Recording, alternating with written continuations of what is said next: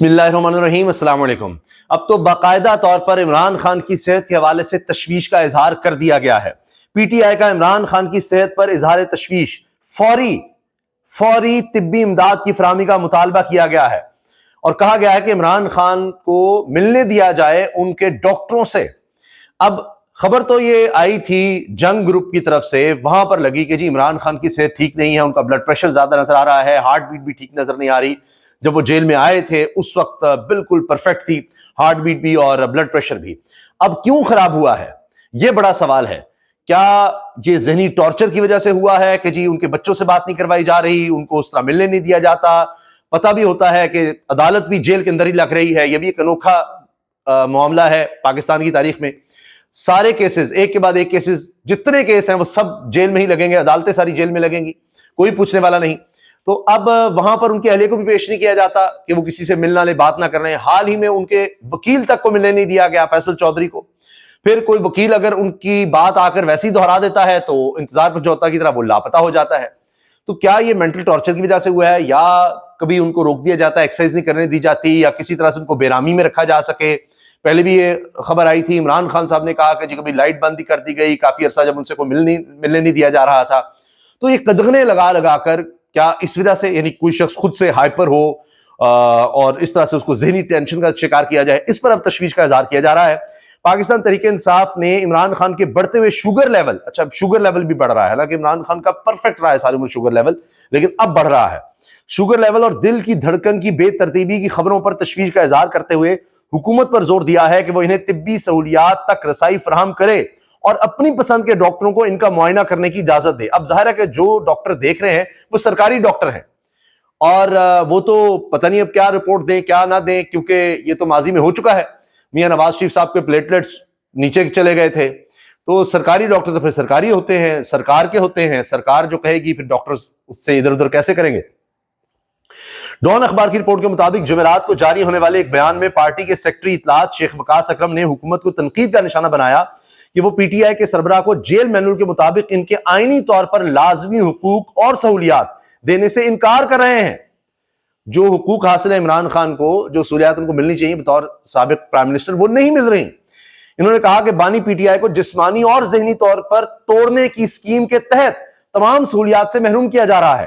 عمران خان کی صحت اور تندرستی ہمارے لیے انتہائی اہمیت کی حامل ہے، اور طبی دیکھ بھال کی فراہمی میں کسی قسم کی غفلت کے سنگین نتائج ہو سکتے ہیں۔ اب یہ بات بھی بہت زیادہ ہو گئی کہ جی بنی گالہ شفٹ ہو جائیں، آپ وزراء ہاؤس جا لے جائیں، آپ گورنر ہاؤس شفٹ ہو جائیں۔ عمران خان انکار کرتے رہے، اور یہ چیز بہت زیادہ تواتر سے آئی کہ بس خاموشی اختیار کریں، یہ بات ہوتی رہی، خاموش نہیں ہو رہے۔ اب جب وہ نہیں ہوئے تو اس کے بعد آپ دیکھ لیجئے کہ پھر اب ذرا اور جس طرح ہوتا ہے نا کہ ذرا ٹائٹ کرنے کی کوشش ہو رہی ہے لگتا ہے۔ شیخ وقاص اکرم نے حکومت سے مطالبہ کیا کہ وہ عمران خان کا ان کے پسند کے ڈاکٹروں سے باقاعدہ میڈیکل چیک اپ کو یقینی بنائیں۔ ان کا کہنا تھا کہ عمران خان کو اپنے بیٹوں کے ساتھ بات چیت کرنے کی اجازت ہونی چاہیے، کیونکہ یہ ان کا بنیادی قانونی اور آئینی حق ہے۔ عمران خان، ان کی اہلیہ بشرا بی بی، سابق وزیر خارجہ شاہ محمود قریشی اور پی ٹی آئی کے دیگر رہنماؤں کی فوری رہائی کا مطالبہ بھی کیا۔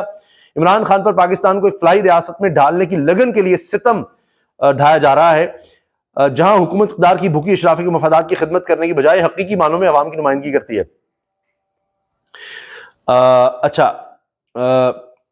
اور اس کے علاوہ جناب انہوں نے مقبوضہ کشمیر کے مسلمانوں کے لیے آواز بلند کی ہے شیخ وقاص اکرم نے، اور یہ بھی کہا ہے کہ وزیر اعظم شہباز شریف کو اب بھی بھارت سے مذاکرات کی پڑی ہے، تو پہلے کشمیر کو دیکھیں بعد میں مذاکرات کی بات کریں۔ ابھی کل ہی یہ خبر آئی تھی کہ عمران خان صاحب کی صحت کچھ ٹھیک نہیں ہے، اور جنگ میں یہ خبر لگی تھی کہ عمران خان کو اب 1.5 سال ہو گیا ہے جیل میں پابند سلاسل، اور پھر کہا گیا کہ جی عمران خان کی اب صورتحال یہ ہے کہ بلڈ پریشر 120 110 اور 70 80 تھا جب وہ جیل آئے تھے، ہارٹ بیٹ 43 سے 45 تک تھی جو انتہائی آئیڈیل تھا، تاہم وہ کچھ ہفتوں سے بے چینی کا شکار ہیں، بلڈ پریشر 80 130 رہنے لگا ہے، جبکہ ہارٹ بیٹ بھی 50 سے اوپر نوٹ کیا جا رہا ہے، اور گزشتہ چند ماہ سے کانوں میں سنسناہٹ کے مرض میں مبتلا ہیں، اور تاحال انہیں آرام نہیں آ سکا، اور میڈیسن وہ استعمال کر رہے ہیں۔ بہرحال ان کے لوگوں کو کئی دفعہ نہیں ملنے دیا جاتا، تحریک انصاف کے رہنما بھی جاتے ہیں، وہ بھی وہاں پر کھڑے رہ جاتے ہیں۔ باقی جناب خبر دیکھیے جو پیپلز پارٹی کی طرف سے ہے وہ یہ ہے کہ بلاول بھٹو واشنگٹن میں قومی دعائیہ ناشتے کی تقریب میں امریکی صدر ڈونلڈ ٹرمپ کے خطاب کو سن رہے ہیں، نیچے ٹیبل پر موجود ہیں، اور بڑے خوش ہیں کہ ایک ٹیبل مل گئی, وہاں پر کرسی بھی مل گئی, اور وہ ڈونلڈ ٹرمپ کا وہاں پر بیٹھ کر خطاب سن سکیں. یہ بڑے اعزاز کی بات ہے. بہرحال میرا خیال ہے شاید 1000 لوگ تھے وہاں پر, ٹیبلز لگی ہوئی تھیں وہاں پر. اس حساب سے ہوتا ہے جی ٹیبل آپ خود یا کس طرح سے ناشتے پر جاتے ہیں. تو کوئی ملاقات نہیں ہو سکی, کوئی ان کے ساتھ تصویر ہاتھ میں لانا ہے کوئی بات نہیں, لیکن یہ ہے کہ کم از کم سٹیج پر موجود ڈونلڈ ٹرمپ کو یہاں پر چیئرمین پیپلز پارٹی بلاول بھٹو صاحب نے دیکھ لیا. یہ بہت بڑی اچیومنٹ ہے. آپ اب دیکھیں کہ جو ہماری جوڈیشری کا حال ہے اس پر اسد طور سینئر صحافی ہیں, وہ کہتے ہیں کہ لاہور ہائی کورٹ میں 9 ججز جسٹس عالیہ نیلم نے نامزد کیے اور ان ججز کو حکومت یا افریدی اور امین الدین خان نے سپورٹ کیا. سب ایک پیج پر ہیں. کوئی جج یوسف رضا گیلانی کی حمایتی یافتہ ہے, کوئی پیپلز پارٹی, کوئی نون لیگ, کوئی اعظم نذیر تارڑ کے حمایتی یافتہ. قابل اور اہل ججز کو نہیں لگایا گیا. اس قسم کے ججز آئیں تو لاپتہ افراد کے کیسز کیسے نکل سکیں گے, کیا بازیاب ہوں گے, کون ان کی ماؤں کو بچے واپس کرے گا. تو انہوں نے تو ایک ایک کا نام لے کر کہ جی یہ کمپٹنٹ لوگ تھے, ان کو نہیں آنے دیا گیا, ان کو روکا گیا, یہ فلاں کا ہے, فلاں کا ہے, یہ ساری بات انہوں نے گفتگو کی ہے. یہ دیکھیں عالیہ نیلم صاحب کی طرف سے نامزد جو 9 نام تھے جن کو حکومت بھی سپورٹ کرنی تھی, انہی کو سپورٹ کیا. تو ایسا لگتا ہے کہ سارے ملے ہوئے ہیں, جو حکومت چاہتی تھی وہی عالیہ نیلم صاحبہ نے کیا, اور وہ سارا کچھ وہ یہ اسد طور صاحب نے ایک ایک چیز کی ڈیٹیل بتائی ہے. اسی طرح سے بالکل اسی طرح سے حسنات ملک صاحب, یہ بھی بڑے زبردست رپورٹر ہیں کورٹ کے, یہ کہتے ہیں انتہائی افسوس کی بات ہے کہ 26ویں ترمیم کے بعد سیاسی جماعتیں مرے جا رہی ہیں جوڈیشری میں اپنا حصہ وصول کرنے کے لیے. لاہور ہائی کورٹ میں جو 9 ججز تعینات کیے گئے, اس بات کا خیال رکھا گیا کہ ممی ڈیڈی کلاس سے جج نہ آئے جن کو اچھی انگلش لکھنی بولنی آتی ہے, وہ ذرا بہتر ججمنٹ نہ دے دیں, ذرا سوچ سمجھ کر نہ دے دیں, اچھی نہ کوئی بات کر دیں. اس وقت لاہور ہائی کورٹ میں صرف ایک خاتون جج ہیں, وہ چیف جسٹس عالیہ نیلم ہے. ابھی 49 ناموں میں 7 خواتین کے نام تھے, لیکن ایک بھی خاتون کو نہیں لایا گیا. ان میں سے کچھ خواتین انتہائی کمپیٹنٹ اور بولڈ ہیں, کئی مرد حضرات سے بھی بہتر ہیں, لیکن حکومت انڈیپینڈنٹ مائنڈ ججز کو نہیں لگانا چاہتی. تصدق جیلانی کے بیٹے کو نہیں لایا گیا جو کہ بہت اچھے وکیل ہیں, لیکن کیونکہ تصدق جیلانی نے کمیشن کا سربراہ بننے سے قاضی کو انکار کیا تھا, لگتا ہے اس کی سزا دی گئی ہے. آپ یہ دیکھیں نا, یہ جزا اور سزا کے طور پر لایا گیا, کوئی میرٹ نہیں ہے, کوئی کچھ نہیں ہے, بس بھرتی ہوئی ہیں یہ چیزیں جی. اور اسی حوالے سے آپ یہ دیکھیے حسنات ملک صاحب نے بھی بات کی ہے. 40 نام میں سے 7 خواتین تھیں, ان میں کئی ایسی جو تھیں پروفیشنل بڑی زبردست, انٹیگریٹی وائز ہر لحاظ سے زبردست وکیل تھیں, بولڈ پوزیشن پہ, بلکہ مین جو بہت سے کوئی تھے ان سے پالیسی مجھے نہیں مل سے, لیکن ان کو کوئی بھی خاتون لاہور ہائی کورٹ کے لیے نہیں بنے گی. آپ دیکھ لیجیے, یہ اب عدالتوں کا حال ہے.